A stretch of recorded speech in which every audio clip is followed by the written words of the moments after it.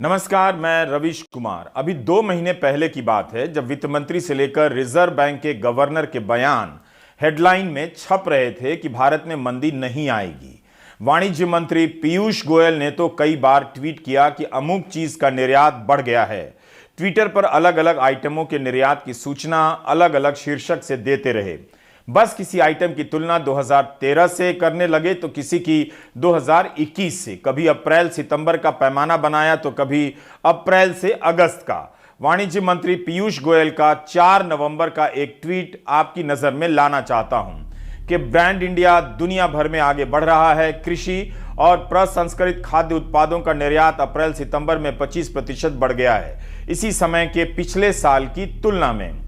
इसी दिन का एक और ट्वीट है मधु क्रांति। भारत से मधु का निर्यात अप्रैल और अगस्त 2013 की तुलना में इस साल 4 गुना बढ़ गया है। 3 नवंबर का ट्वीट है कि निर्यात मसालेदार होता जा रहा है क्योंकि काले और सफेद गोल मिर्च का निर्यात अप्रैल नवंबर 2022 में 2.7 गुना बढ़ गया।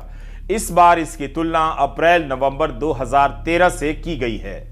यहां तक कि पपीता, तरबूज और खरबूजे के निर्यात का आंकड़ा भी मंत्री ट्वीट करते हैं, जबकि इनका कुल निर्यात 70 करोड़ के आसपास का ही है। अच्छी बात है कि कुछ चीजों में निर्यात बढ़ रहा है, लेकिन क्या यह पर्याप्त है?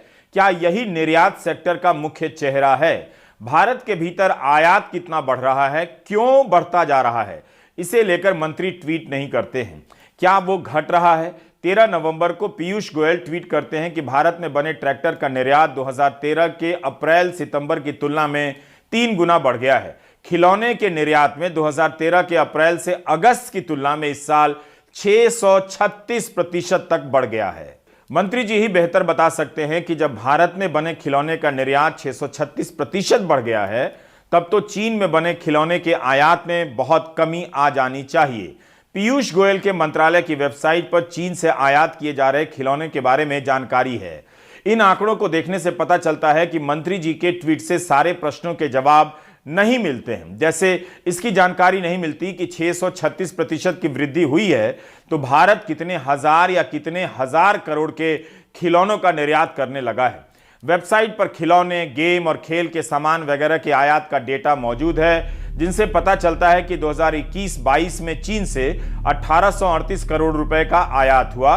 2022-23 के अप्रैल से सितंबर के बीच करीब 941 करोड़ रुपए का आयात हुआ है। लेकिन भारत भी चीन को खिलौने का निर्यात करता है। पिछले साल 2021-22 में 39 करोड़ ही था। इस साल अप्रैल से सितंबर में 17 करोड़ हुआ। बहुत ही कम है चीन के आयात के सामने। खिलौने के आंकड़े के बाद हम कुल व्यापार का आंकड़ा देख लें। कुल मिलाकर अप्रैल से सितंबर 2022-23 के बीच निर्यात 15.54% बढ़ा है, जैसा कि सरकार का डेटा कहता है। लेकिन इसी के साथ आयात भी 37.89% बढ़ गया है। आयात हो रहा है 378 अरब डॉलर का और निर्यात हो रहा है 229 अरब डॉलर का। इस कारण भारत का व्यापार घाटा इस वित्त वर्ष के पहले 6 महीने में करीब 150 अरब डॉलर का हो गया है, जो पिछले साल अप्रैल से सितंबर के बीच केवल 76 अरब डॉलर का था। बहरहाल निर्यात के आंकड़ों को बढ़ा हुआ दिखाने की हेडलाइन आज के अखबारों में लड़खड़ाती नजर आ रही है। वित्त मंत्रालय की किसी रिपोर्ट के हवाले से हिंदू में यह खबर छपी है कि दुनिया भर में विकास की संभावनाएं तेजी से लड़खड़ा रही हैं। मुद्रास्फीति और मांग कम होने के कारण दुनिया भर में मंदी की आशंका है। इसका भारत के निर्यात कारोबार पर असर पड़ सकता है। इस समय भारत में बजट बनाने की प्रक्रिया चल रही है। हमारे सहयोगी हिमांशु शेखर ने एक रिपोर्ट फाइल की है। Federation of Indian export organisations के अध्यक्ष हैं डॉक्टर ए शक्तिवेल। उन्होंने सरकार से कहा है कि निर्यातकों को इंसेंटिव पैकेज दिया जाना चाहिए क्योंकि रुपए का मोल घटता जा रहा है। दुनिया भर में मंदी है। निर्यातकों के संगठन का कहना है कि मांग घटने और रुपए के मोल में गिरावट आने से बाजार में प्रतिस्पर्धा करना मुश्किल होता जा रहा है। निर्यात सेक्टर को सरकार के सपोर्ट की जरूरत है। इसके लिए निर्यात विकास फंड बनाया जाना चाहिए। सरकार को चाहिए कि वह निर्यातकों के खर्चों पर 200% तक की कर छूट दे, कर्ज भी सस्ते दरों पर उपलब्ध कराए। क्या यह किसी मजबूत निर्यात सेक्टर की निशानी है? अगर सब कुछ इतना ठोस है, तब फिर यह सेक्टर सरकार से टैक्स छूट से लेकर इंसेंटिव तक क्यों मांग रहा है? एक बात और है, मंत्री के ट्वीट से और निर्यात संगठन की मांग से सही तस्वीर का पता नहीं चलता है कि भारत का निर्यात सेक्टर किन चीजों में बहुत तेजी से प्रगति कर रहा है और किन चीजों में भविष्य के लिए संभावनाएं पेश कर रहा है। अब आते हैं टेक्सटाइल सेक्टर के निर्यात पर, उसके लक्ष्य पर। कैसे मीडिया में लक्ष्य बताया जाता है और कैसे जब संसद में पूछा जाता है कि क्या कोई लक्ष्य तय हुआ है तो गोलमोल जवाब दिया जाता है। 3 सितंबर 2021 को पीयूष गोयल ट्वीट करते हैं कि सरकार ने टेक्सटाइल सेक्टर के निर्यात के लिए $100 अरब तक का लक्ष्य रखा है। प्रधानमंत्री टेक्सटाइल सेक्टर से बहुत उम्मीद रखते हैं। I am delighted that nobody has objected to the target of 44 billion. Not that it's a great target. While Vijay Singh ji in his presentation said it's an ambitious target, I beg to differ with that. We've been vacillating at about 30-40 billion for the last 10 years now. Nothing to be very proud of. And it's time that we, while of course achieving the 44 billion this year, lay the groundwork, the foundation in this next 4-5 months so that we can truly achieve the 100 billion target that has been discussed today, that some of the stakeholders also spoke about. जाहिर है मंत्री जब बात करेंगे कि $100 अरब के निर्यात का लक्ष्य रखा गया है तो सांसदों की भी नजर होगी। ध्यान रहे कि मंत्री जी का यह बयान सितंबर 2021 का है। जुलाई 2022 में यानी 1 साल बाद कुछ सांसद सरकार से सवाल करते हैं कि क्या सरकार ने टेक्सटाइल सेक्टर में निर्यात के लिए कोई लक्ष्य तय किया है। तो 27 जुलाई 2022 को कपड़ा मंत्री पीयूष गोयल जवाब देते हैं। मैं लोकसभा में हिंदी में दिया गया जवाब पढ़ रहा हूं, आप भी ध्यान दें कि क्या मंत्री जी बता रहे हैं। अरे बस करो यार, बहुत भाग लिया हेयर लॉस वाले प्रोडक्ट्स के पीछे। कभी कोई दही लगा रहा है, कोई प्याज लगा रहा है। अरे बाल उगाने हैं कि पकौड़े तलने हैं। एक मिनट, हेयर लॉस की प्रॉब्लम है ना, आपने रूट कॉज पता लगाया? बताओ, यही नहीं पता लगाया है, पहले वो पता लगा। अरे रूट कॉज कुछ भी हो सकता है, इंडाइजेशन, हार्मोन। ये क्या एक्शन प्लान बनाया गया है? तो मंत्री जी जवाब में कहते हैं जियो पॉलिटिकल स्थिति, अंतर्राष्ट्रीय बाजार रुझान, बाजार की गतिशीलता, भारतीय दूतावासों, मिशनों के साथ परामर्श और उद्योग परामर्श को ध्यान में रखते हुए निर्यात लक्ष्य निर्धारित करने की प्रक्रिया बहुत व्यापक है। वर्ष 22-23 के निर्यात लक्ष्य इसके बाद निर्धारित किए जाएंगे। तथापि उत्पादन और निर्यात को बढ़ाने के लिए सरकार निरंतर विभिन्न उपाय कर रही है। यह हुआ ना गोलमोल जवाब। सवाल था कि क्या सरकार ने इस साल के बजट में निर्यात का कोई लक्ष्य तय किया है, तो जवाब इस तरह से आता है। 1 साल पहले कैसे बयान दे दिया गया कि $100 अरब का लक्ष्य तय हुआ है और इस वित्त वर्ष के 4 महीने बीत जाते हैं जुलाई महीने में, और लोकसभा में कपड़ा मंत्री जवाब देते हैं कि इस साल के लिए टारगेट फिक्स किया जाना है, परामर्श जारी है। लेकिन 3 महीने के बाद, जुलाई के बयान के 3 महीने के बाद यानी अक्टूबर में फिर से बयान देते हैं कि टेक्सटाइल सेक्टर में निर्यात का लक्ष्य $100 अरब तय किया गया है। 3 महीने बाद 27-28 अक्टूबर के इकोनॉमिक टाइम्स बिजनेस स्टैंडर्ड में उनका बयान छपता है, बल्कि पत्र सूचना कार्यालय पीआईबी से बाकायदा प्रेस रिलीज जारी हुई है, जिसमें कपड़ा मंत्री गोयल कहते हैं कि मंत्रालय को भरोसा है कि अगले 5-6 वर्षों में कपड़ा सेक्टर का निर्यात $100 अरब तक पहुंच जाएगा। यह खबर हर जगह छप जाती है, जबकि लोकसभा में मंत्री इस तरह के टारगेट के बारे में जानकारी नहीं दे पाते हैं। 29 अक्टूबर को बीजेपी के कई नेता इस बयान को ट्वीट भी करते हैं, हर्ष व्यक्त करते हैं कि सरकार कपड़ा क्षेत्र में निर्यात को $100 अरब तक पहुंचाने जा रही है। तो आपने देखा कि मीडिया में जो बयान दिया जाता है, संसद में जो कहा जाता है, दोनों में कई बार अंतर दिखता है। इसलिए आप मीडिया के साथ साथ संसद में दिए गए जवाबों का भी अध्ययन करते रहिए। खैर, इन दिनों बजट के लिए विचार विमर्श की प्रक्रिया चल रही है। सारी दुनिया में ऑफलाइन रैलियां शुरू हो चुकी हैं, भारत में भी नेता और मंत्री यात्राएं कर रहे हैं, लेकिन मजदूर संगठनों को ऑनलाइन चर्चा के लिए आमंत्रित किया गया है। इस पर मजदूर संगठनों ने कहा कि उन्हें आमने सामने की चर्चा में आमंत्रित किया जाए। उद्योग और राज्यों के वित्त मंत्री भी वित्त मंत्री से मुलाकात कर अपनी मांग रख रहे हैं। हिमांशु शेखर बता रहे हैं कि उद्योग भी अपने लिए टैक्स में छूट मांग रहा है और इस बार आम जनता के लिए भी टैक्स में कटौती की मांग हो रही है उद्योगों के संगठन की तरफ से, ताकि उसके पास खर्च करने के लिए कुछ पैसे बच जाएं।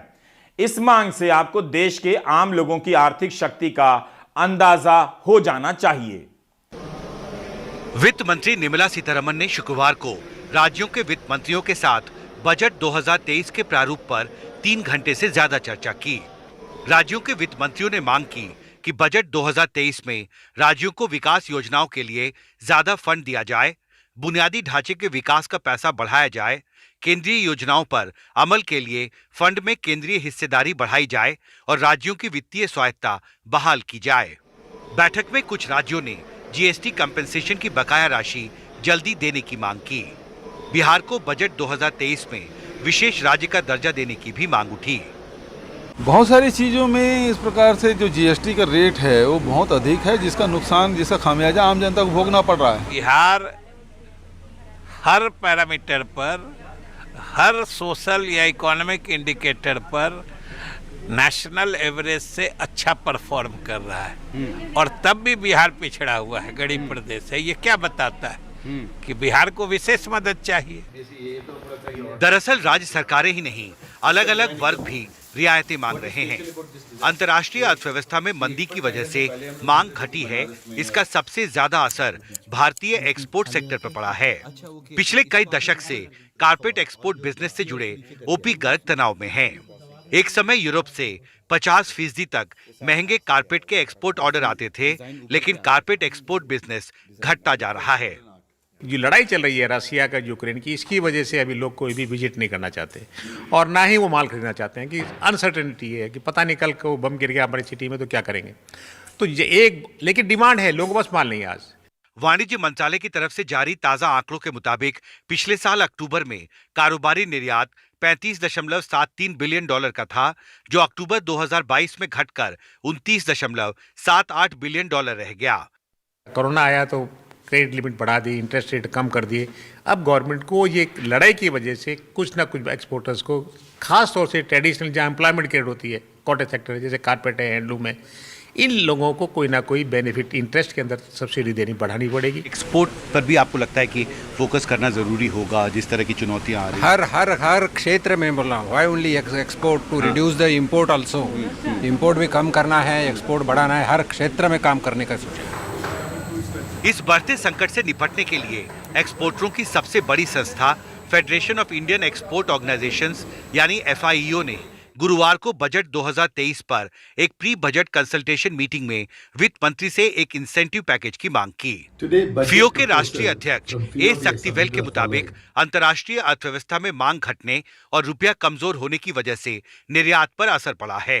एक एक्सपोर्ट डेवलपमेंट फंड बनाने की जरूरत है। ज्यादा रोजगार पैदा करने वाले एक्सपोर्ट से जुड़े सेक्टरों को बजट 2023 में इंसेंटिव दिया जाना जरूरी है और छोटे लघु उद्योगों को सस्ती ब्याज दर पर क्रेडिट मुहैया कराने की जो व्यवस्था कोरोना संकट के दौरान शुरू की गई थी, उसे फिर बहाल किया जाए।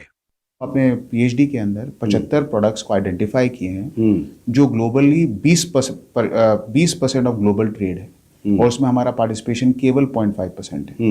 उसको हम अगर ग्लोबली ले जाए 75 कंट्रियों में तो $750 बिलियन का जो हमारा एम है 3 से 5 साल के अंदर बहुत आसानी से हो सकता है। वर्ल्ड बैंक, IMF और मूडीज के बाद अब organisation for economic cooperation and development ने भी बुधवार को मौजूदा वित्तीय साल के दौरान भारत की अनुमानित आर्थिक विकास दर को घटा दिया। जाहिर है आर्थिक मंदी का साया भारत के मर्चेंडाइज एक्सपोर्ट सेक्टर पर गहराता जा रहा है और इस संकट से निपटने के लिए वित्त मंत्री को जल्दी पहल करना होगा। दिल्ली से कैमरा पर्सन सुदेश के साथ Himanshu Shekhar, NDTV India. Corona के समय टीकाकरण का काम प्रभावित हुआ ही है। बहुत से बच्चों का समय पर टीका नहीं लगा है।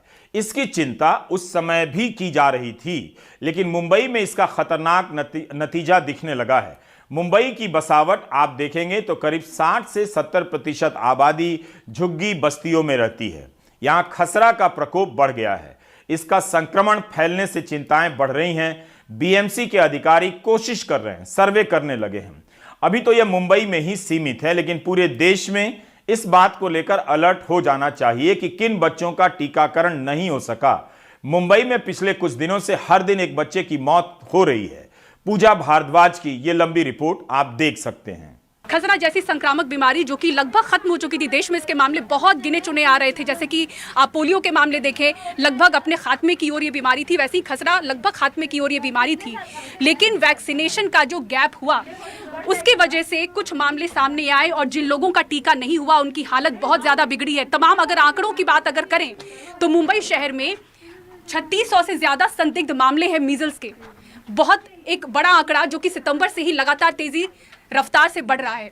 13 मौतें बच्चों की हो चुकी हैं और तमाम जो ये मौतें हैं वो 4 साल से नीचे के बच्चों की हैं जिनका टीकाकरण या फिर नहीं हुआ था या एक डोज उन्होंने लिया था। 13 मौतें, एक बड़ा आंकड़ा। लगभग हर रोज एक बच्चे की जान जा रही है।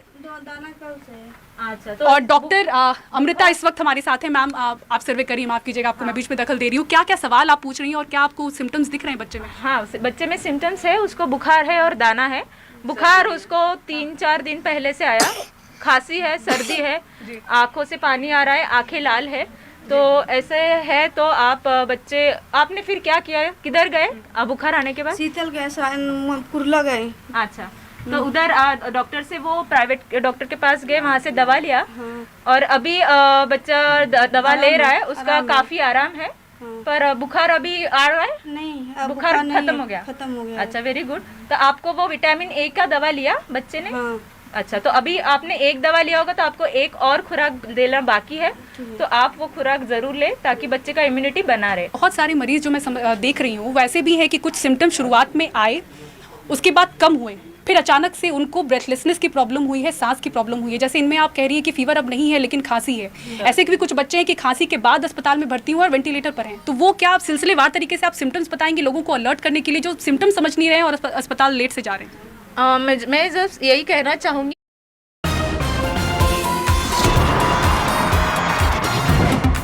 Good morning India.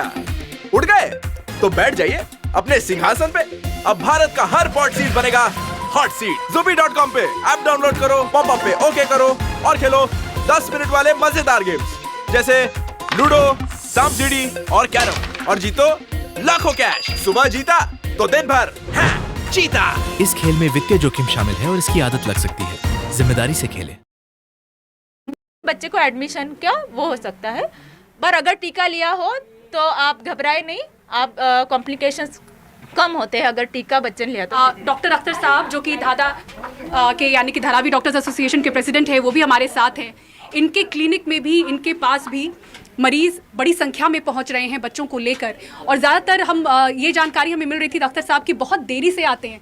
सिम्टम्स इतना बढ़ जाता है कि आप लोग इलाज क्या करेंगे, तब तक उनको बड़े अस्पताल भेजना पड़ता है। नॉर्मली मैम ये होता है कि जैसे बुखार आता है लोग अपने घर में ही इलाज करने की कोशिश करते हैं, they don't come to doctors. और ये होता है कि कुछ बहुत सारी चीज़ें जो है वो मिस हो जाती हैं, जो कि एक डॉक्टर ही देख सकता है कि हाँ बच्चों को सिम्टम्स कैसे हैं, उसको नाक से पानी आ रहा है, वायरल है या बैक्टीरियल है, ये चीज़ें जो है वो मिस हो जाती हैं। एनडीटीवी की टीम KJ सोमैया अस्पताल के ICU वार्ड में पहुंची। यहाँ 1.5 साल का ये मासूम वेंटिलेटर पर दिखा। डॉक्टर बताते हैं बचने की उम्मीद 50% ही है। टीके में देरी, अस्पताल लाने में देरी बच्चे को इस हाल में ले आई। बच्चे की उम्र क्या होगी सर, और क्या ये वैक्सीनेटेड? यस, ये बच्चा 1.5 साल का 1.5 ईयर ओल्ड मेल चाइल्ड है। उसको वैक्सीनेशन अभी लास्ट 10 डेज पे उसने 2nd डोज लिया है और अभी भी काफ़ी ब्रीदिंग डिफ़िकल्टी है और बाकी के भी कॉम्प्लिकेशंस दिख रहे हैं ऐसे बच्चों में। अभी उसका यूरिन आउटपुट भी काफ़ी कम है, ऐसा लग रहा है किडनीज भी इन्वॉल्व हुई है। क्या चांसेस हैं सर रिकवरी के? रिकवरी के चांसेस अभी जिस कंडीशन में मॉड्स में है 50% चांसेस है। We are trying our best, हमारा टीम पूरा ट्राई कर रहा है बच्चे को बचाने के लिए। और 1.5 साल के इस बच्चे के पिता इस वक्त हमारे साथ हैं, रिजवान जी, शुक्रिया हमसे बात करने के लिए। कब से कंडीशन ख़राब थी बच्चे की? 11 तारीख से। तो 11 तारीख से। इतने समय तक बीच में आपने क्या किया? बीच में ऐसा दवाई लेके आए थे नॉर्मल के हिसाब से, उसके बाद ज़्यादा हो गया तो फिर सांस फूलने लगी तो यहाँ लेके आए। और जैसे डॉक्टर बता रहे हैं कि वो जो गोल्डन पीरियड था जिस समय आपके बच्चे को एकदम ठीक किया जा सकता था, वो समय जो आपसे ज़ाया हुआ, वो आपको लग रहा है कि वो समय ज़ाया नहीं होना चाहिए था, तुरंत अस्पताल लेकर जाना चाहिए? हाँ, जाना तो चाहिए था, लेकिन उस टाइम पे इतना आइडिया नहीं था कि कैसा ये भूल हो गई कैसा वो चेचा कैसा भी नॉर्मल हुआ तो 6 दिन 5 दिन में ऐसा चले जाती है। नीम के पत्ते से ऐसा कुछ नीला विला देते तो अपना चले जाती है। अब ये ज़्यादा हो गया, कुछ और निकल गया, उतना आइडिया नहीं था कि ये इतना बढ़ जाएगा। आज भीमा कोरेगांव मामले में आरोपी आनंद तेलतुंबडे की जमानत याचिका पर सुनवाई हुई। सुनवाई के दौरान चीफ जस्टिस डीवाई चंद्रचूड़ ने एनआईए की जांच पर कई सवाल उठाए। उन्होंने पूछा कि आरोपी के खिलाफ क्या सबूत हैं, उनकी क्या भूमिका थी जो उनके खिलाफ यूएपीए की धाराएं लगाई गईं। जस्टिस चंद्रचूड़ ने पूछा कि दलित लामबंदी आतंकवादी कृत्य की तैयारी कैसे है। आईआईटी के पूर्व प्रोफेसर आनंद तेलतुंबडे को अप्रैल 2020 में गिरफ्तार कर लिया गया था। 18 नवंबर को बॉम्बे हाई कोर्ट ने भीमा कोरेगांव मामले के आरोपी आनंद तेलतुंबडे को जमानत दे दी। एनआईए इसके खिलाफ सुप्रीम कोर्ट में याचिका लगा देती है कि जमानत ना मिले। एनआईए ने कहा कि आनंद एक शिक्षाविद हैं, लेकिन वह सिर्फ एक चेहरा है। कुछ ईमेल है, वे हिंसा के लिए सारी मदद पहुंचा रहे थे। इस समय वे नवी मुंबई की तलोजा जेल में बंद हैं। आनंद तेलतुंबडे का बचाव करते हुए वकील कपिल सिब्बल ने कहा कि सभी ईमेल उनके पास से बरामद नहीं हुए हैं। सिर्फ 2 ईमेल हैं जो फैक्ट फाइंडिंग कमेटी के पास हैं। जहां भी दलितों के मामले हैं वहां वो मौजूद रहते हैं, क्योंकि वो शिक्षाविद हैं, ना कि आतंकवादी। सिब्बल ने कहा कि जब भीमा कोरेगांव में हिंसा हुई तब आनंद तेलतुंबडे वहां नहीं थे। एजेंसियों के पास एक ही चिट्ठी है जिसमें मुझे माय डियर कॉमरेड संबोधित किया गया है, यानी आनंद तेलतुंबडे को। क्या इतने भर से आनंद तेलतुंबडे आरोपी हो जाते हैं, सिब्बल सवाल करते हैं। सिब्बल ने तेलतुंबडे की लिखी किताबें, दुनिया भर की यूनिवर्सिटी में किए गए काम का जिक्र करते हुए कहा कि 73 साल के आनंद पिछले 2 साल से ज्यादा समय से जेल में हैं। सुप्रीम कोर्ट ने बॉम्बे हाई कोर्ट के फैसले पर रोक नहीं लगाई, यानी आनंद तेलतुंबडे के जेल से बाहर आने का रास्ता साफ होता नजर आ रहा है। सुप्रीम कोर्ट ने बॉम्बे हाई कोर्ट के फैसले में दखल देने से इनकार कर दिया। 1 हफ्ते के भीतर एनआईए को दूसरा झटका है। 18 नवंबर को इसी मामले में गौतम नवलखा को सुप्रीम कोर्ट ने कहा कि 24 घंटे के भीतर जेल से हाउस अरेस्ट में भेजा जाए। हिंदू मुस्लिम नफरत की राजनीति और गोदी चैनलों पर दिन रात की बहस से समाज में ऐसे धूर्त लोगों को मौका मिलता जा रहा है जो अब धर्म का इस्तेमाल इस तरह से कर रहे हैं कि उसे लेकर चिंगारी भड़क जाए। उत्तर प्रदेश की पुलिस ने एक ऐसे नौजवान को पकड़ा है जो मुसलमान बनकर आफ्ताब अमीन पूनावाला की हिंसक करतूत का समर्थन करता है। जाहिर है ऐसे किसी बयान को देखकर कई लोग विचलित होंगे, क्रोधित भी हो सकते हैं, लेकिन यह नौजवान एक वीडियो में मुसलमान बनकर हिंसा को सही ठहराता है, जिसके बाद सोशल मीडिया पर वायरल किया जाता है। कई वेबसाइट में इससे लेकर खबरें छपती हैं, ट्वीट किए जाते हैं। वीडियो में यह व्यक्ति अपना नाम राशिद खान बताता है, लेकिन बुलंदशहर जिले की पुलिस जांच करती है और यह तथ्य सामने आता है कि यह राशिद खान नहीं है, इसका नाम विकास कुमार है जो सिकंदराबाद का रहने वाला है। बुलंदशहर के पुलिस अधीक्षक श्लोक कुमार ने बयान जारी कर कहा है कि विकास का आपराधिक रिकॉर्ड रहा है। इस पर चोरी और अवैध हथियार रखने के आरोप में मामले दर्ज हैं। गिरफ्तारी के बाद विकास ने पुलिस को बताया कि उसे पता नहीं था कि मामला इतना फैल जाएगा, अन्यथा वह ऐसा नहीं करता। ट्विटर से लेकर कई वेबसाइट पर राशिद खान के बयान को बढ़ा चढ़ाकर पेश किया गया है ताकि एक समुदाय के खिलाफ नफरत फैलती रहे। व्हाट्सएप ग्रुप में रिटायर्ड अंकिलों को मौका मिल जाए एक समुदाय के खिलाफ तरह तरह की बातें करने के लिए। कहे और लगे भी कि सभी आफ्ताब अमीन पूनावाला के समर्थक हैं, ऐसे लोग हैं। इस तरह का यह पहला मामला नहीं है। बेहतर है कि आप ऐसे मामलों में बहुत सतर्क रहें। तुम्हें क्या लगता है, तुमने ठीक कहा जो तुम कह रहे थे कि 35 के बजाय 36? गलती कहा, जो मुझे क्या पता था कि इतनी तकलीफ फिल्म हो जाएगी, वरना मुझे क्या मतलब था वहाँ कहने का। इसके द्वारा की गई आपत्तिजनक टिप्पणी के आधार पर इस पर मुकदमा पंजीकृत करते हुए इसके विरुद्ध विधिक कार्रवाई सुनिश्चित की जा रही है। साथ ही साथ यह बात प्रकाश में आई है कि इसके ऊपर पूर्व के 5 मुकदमे दर्ज हैं, जिसमें से 2 जनपद बुलंदशहर में तथा 3 जनपद गौतम बुद्ध नगर के हैं, जो कि चोरी और अवैध असला से संबंधित हैं। दिल्ली में लोकसभा का चुनाव हो रहा है या नगर निगम का। चुनाव प्रचार में बीजेपी ने केंद्रीय मंत्रियों से लेकर मुख्यमंत्री तक को मैदान में उतार दिया है।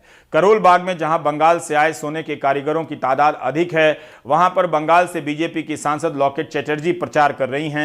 रविश रंजन की ये रिपोर्ट देखिए। दिल्ली एमसीडी चुनाव में बीजेपी के हाई प्रोफाइल करीब सभी नेता इस वक्त गली मोहल्लों में घूम घूम कर वोट मांग रहे हैं। दिल्ली के करोलबाग में पश्चिम बंगाल के हुबली की सांसद लॉकेट चटर्जी निगम उम्मीदवारों के लिए पदयात्रा कर रही हैं।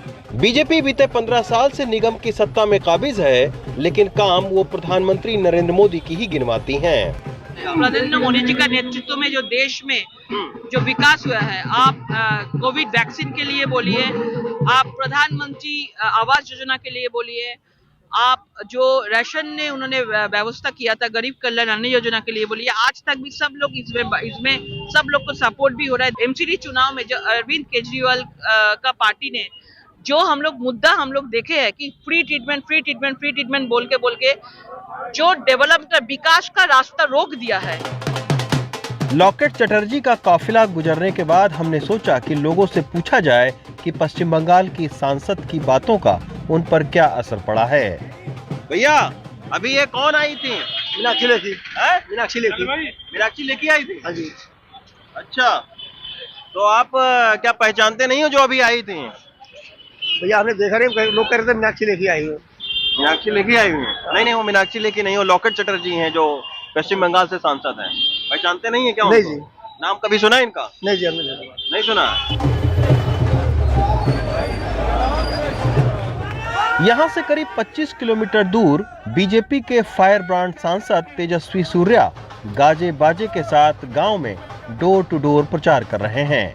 तेजस्वी खुद लोगों से मिलकर बीजेपी उम्मीदवार के लिए वोट मांग रहे हैं और तेजस्वी का परिचय उनके कार्यकर्ता आम लोगों को दे रहे हैं। ये हमारे राष्ट्रीय अध्यक्ष हैं, युवा मोर्चा के बेंगलोर के सांसद हैं, हमारे शशि यादव जी हैं, यहाँ के उम्मीदवार हैं। नीचे के जो लोग हैं, मजदूर आदमी, वो जानते हैं इनको? नहीं जानते ना, ज्यादातर तो नहीं जानते होंगे। दिल्ली के चेहरे को जानते ना, जैसे परवेश वर्मा हो गया, मनोज तिवारी हो गया, गौतम गंभीर। जॉब के लिए एहसान मांगने के ऑप्शंस तो बहुत हैं। सुधाकर जी की कंपनी में कोई पोस्ट खाली हो सकती है। वैसे मैनेजर की चाय रोज सीधे नंदू भैया के यहाँ से ही जाती है, पर नौकरी सिर्फ एहसान से मिले जरूरी है क्या? अपना ऐप पे लाखों जॉब ऑप्शंस है, बात सीधे एचआर से होती है और झट से इंटरव्यू शेड्यूल हो जाता है। तो मैंने जॉब चुनी अपने दम पे, अपना काम आएगा। भारतीय जनता पार्टी एमसीडी में बहुत अच्छा काम किए हैं और इस बार भी हमारे जो विजन है दिल्ली के डेवलपमेंट के संबंधित वो बहुत अपीलिंग है। और जिस प्रकार से पिछले 7-8 साल से दिल्ली में आम आदमी पार्टी के केजरीवाल जी के घोटाला युक्त भ्रष्टाचार युक्त सरकार को यहाँ की जनता देखे हैं, इससे लोग विशेष रूप में युवा हतोत्साहित है और इसलिए इस बार भी एमसीडी में युवा मतदाता, महिला मतदाता भारतीय जनता पार्टी को पूर्ण समर्थन देगी।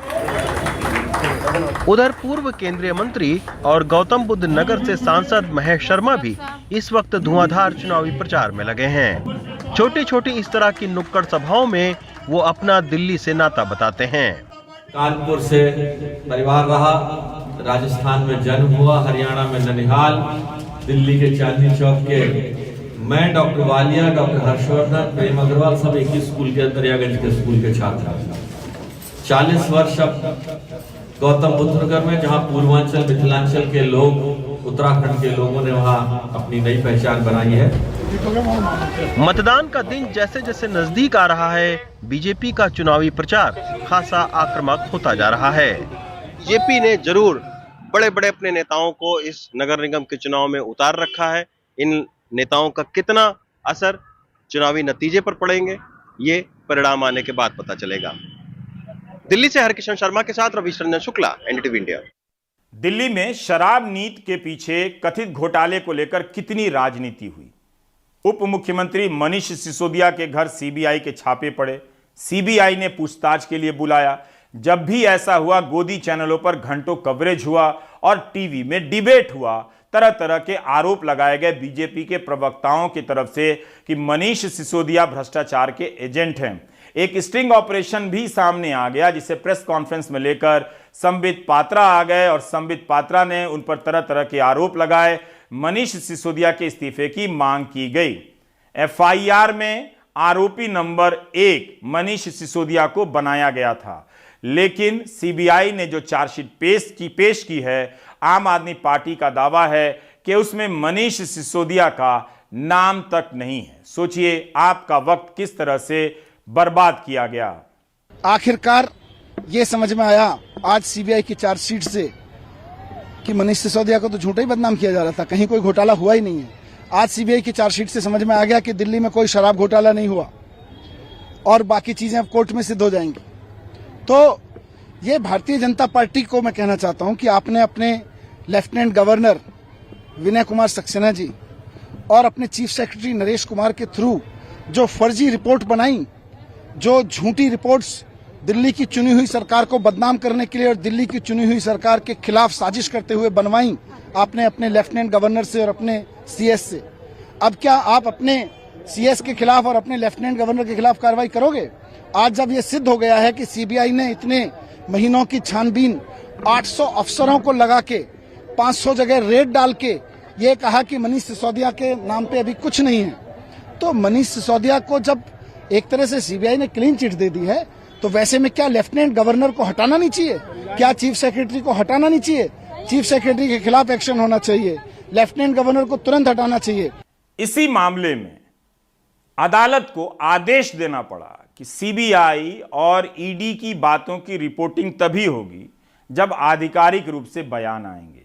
इन दोनों एजेंसियों के हवाले से ऑफ रिकॉर्ड न जाने कितनी अनाप शनाप जानकारियां छापे के वक्त फैला दी जाती हैं, उसके आधार पर डिबेट कराया जाता है। अब अदालत को आदेश देना पड़ा है कि जब तक आधिकारिक बयान नहीं आएगा, ईडी और सीबीआई की तरफ से इस मामले में तरह तरह के दावे करने से बचना चाहिए। यह हालत है टीवी की डिबेट का, जबकि आप जनता अपने मुद्दों की रिपोर्टिंग के लिए